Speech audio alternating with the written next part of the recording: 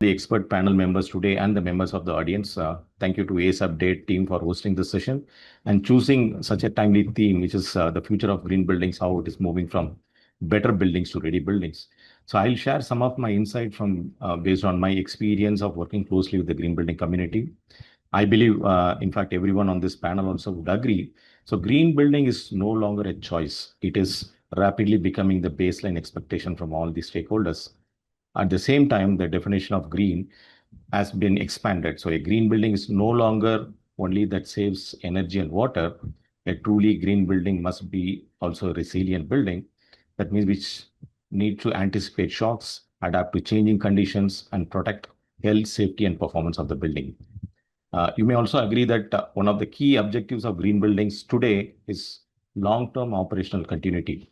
As extreme heat, intense rainfall, and flood risk becomes more frequent, they increasingly disrupt the building operations, workplace performance, and occupant well-being.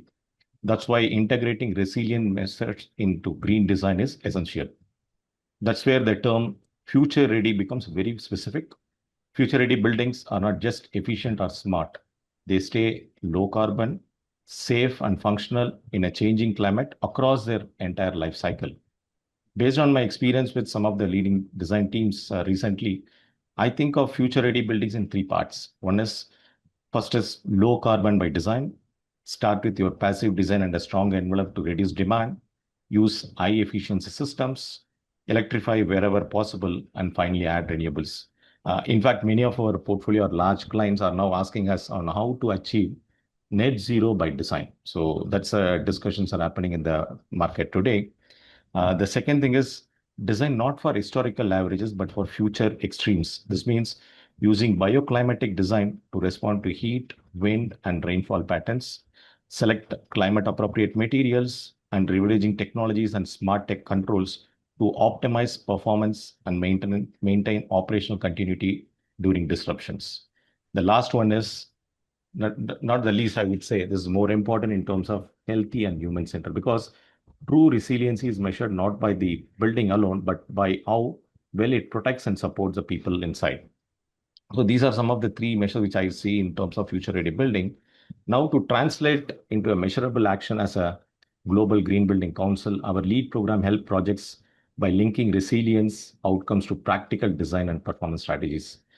We have expert here on the panel, both Mr. Kumar and Mr. Ashish, who are working closely with the project. So they are advising the teams in terms of the strategies so that they can achieve the green building certification. I would like to highlight few of the credits here. One is for heat resilience. LEED encourages cool roofs, shadings, reduce heat highland effect under the sustainable sites, better energy performance under energy and atmosphere. We also have thermal comfort under indoor environment quality.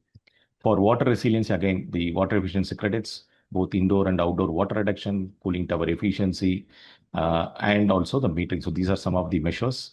And for flood resiliency, the credits like rainwater management and site assessment. So these are some of the credits which are supporting the project team in terms of linking the resiliency outcome to the practical design. LEED also reinforces performance over time through our tool like the ARC platform, and it continues to evolve through pilot credits that strengthen climate risk planning.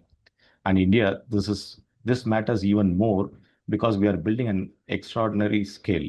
So embedding resilience into design, it is essential and it has to happen from day one.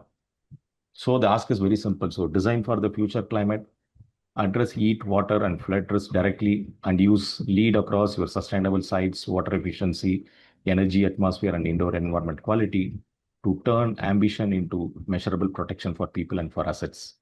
Because the future of green buildings is not just about being better, it is about being ready. So with this, I now hand it over to Sanapama to take it forward. Thank you. Thanks for this opportunity.